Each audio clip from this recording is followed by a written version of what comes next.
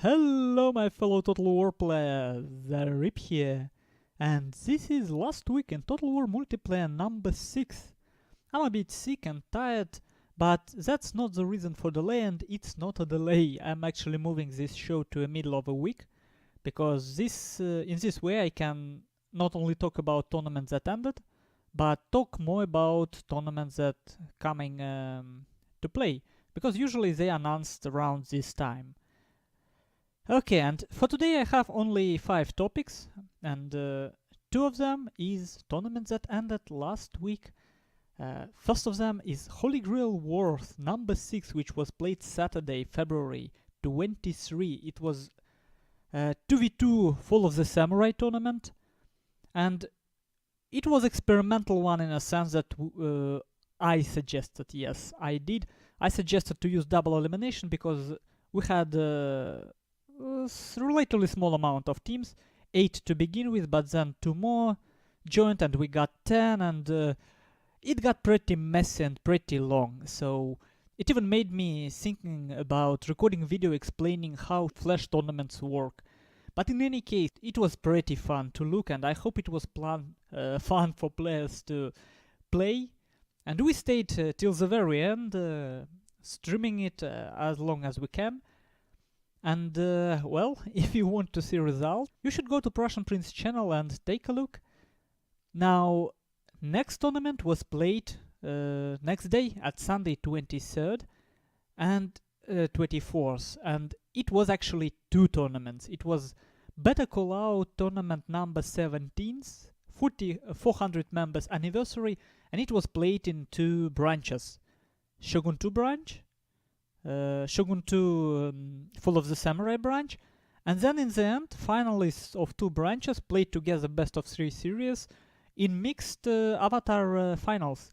And I should say Unicorn Attack again, like a second time in a row, pretty much nailed it. It was smooth, it was going without much delays, and this time it got very good coverage.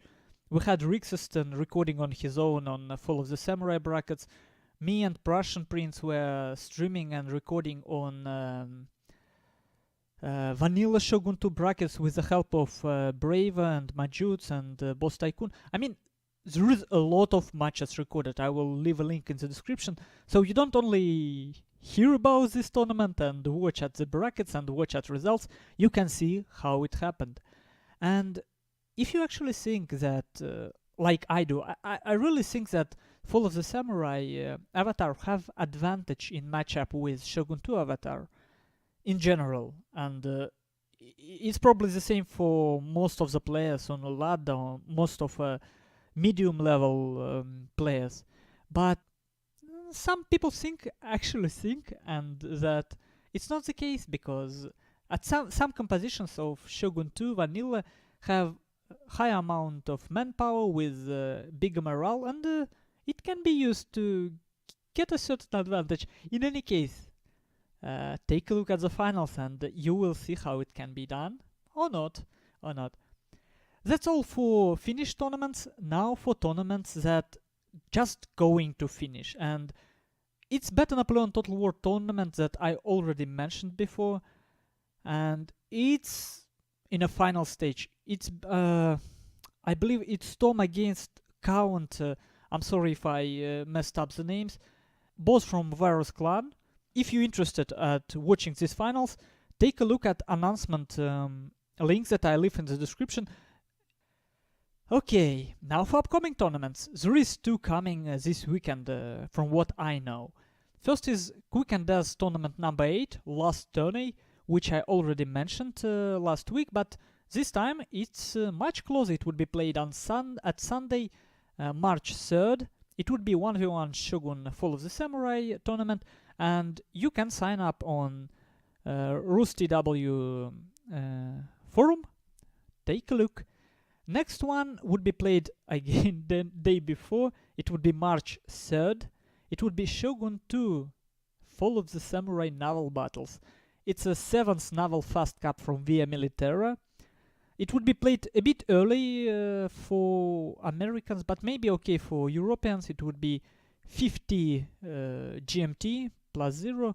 And again, you can register on via Militera forum, and as always, all links in the description.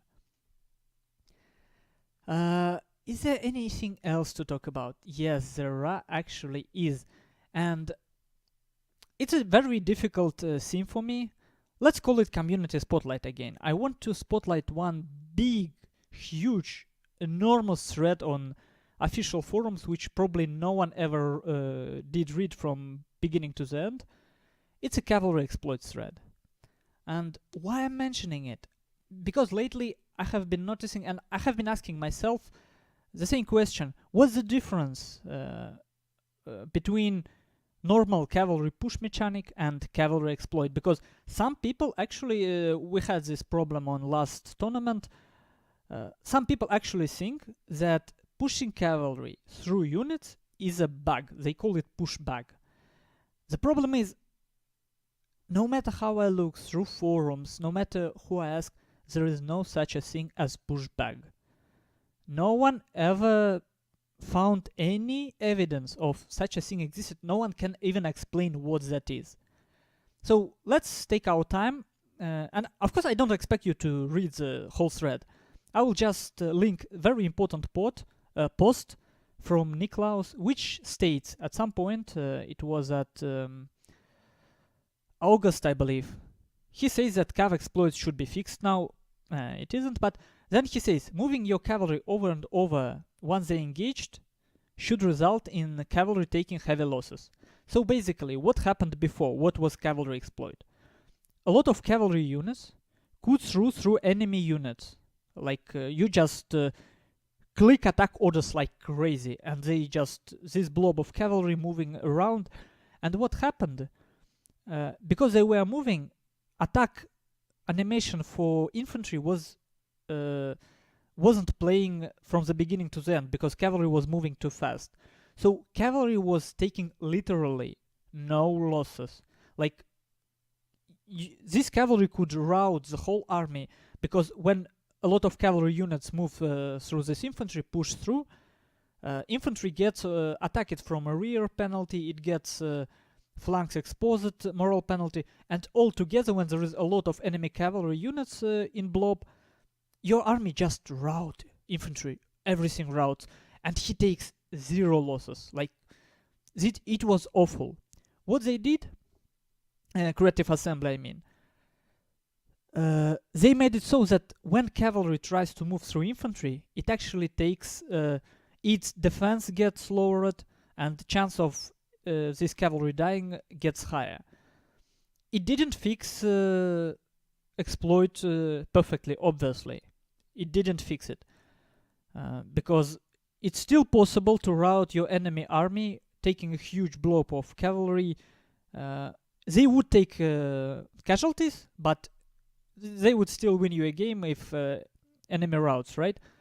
But it becomes much more difficult. If you play smartly, you can actually deal with it. It's still issue when it's cavalry against cavalry and people push through. But then this game comes where Doug plays against Samuel. And what happened basically, Samuel brought very infantry heavy build against very cavalry heavy build from Doug. And what happened at some point? Doug pushed 2 of his cavalry units through infantry of Samuel to get to his general. And Samuel said that Doug used pushback. And I'm not telling that either of them right or wrong right now, because we don't really know how that mechanic works. And first question I have, and I had no answer for that, what exactly is pushing back? Should infantry be impenetrable wall? I'm not sure about that. Personally, I believe that pushing 1 cavalry unit through 1-2 infantry units is normal, because I have seen it with my own eyes. This cavalry takes huge losses. Like you lose half of your cavalry unit without killing anything just to get to other side. It makes sense, but still difficult. Yeah, I understand how these people feel, like bringing infantry heavy build and hoping that their general can survive hiding behind that infantry. So his whole game plan was to use leadership gen in stand and fight, like behind his infantry, and just wait until enemy hits him. Like pretty decent game plan, but it didn't work because very high level cavalry pushed through, got to his general, and killed it. What is the bug here? Personally, I believe this mechanic, and that's what I get from this Niklaus post, CA doesn't want to disable pushing through at all.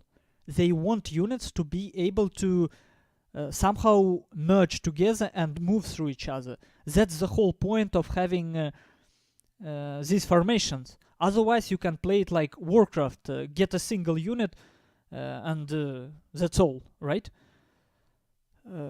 Still difficult, and I'm sorry for this messy explanation, but I still think this is a very important topic to think about, to question yourself about constantly. And it's not like never, personally I think you should never act like you really know the answer. No one should. And if at some point I look like I'm telling you like I'm knowing the answer, no, I don't. Like, I have a theory, I have some understanding, but it's not necessarily the real answer. Maybe even game developers doesn't know it. In any case, I would be interested to hear your opinions, and if you have any meaningful like links to developers' posts or any information that confirms any of these points of view, please leave it in the comments so that we all can investigate it better. In any case, with this I'm done for today, and I hope to see you again next week on our tournament and on my channel. Thank you guys for watching. See you!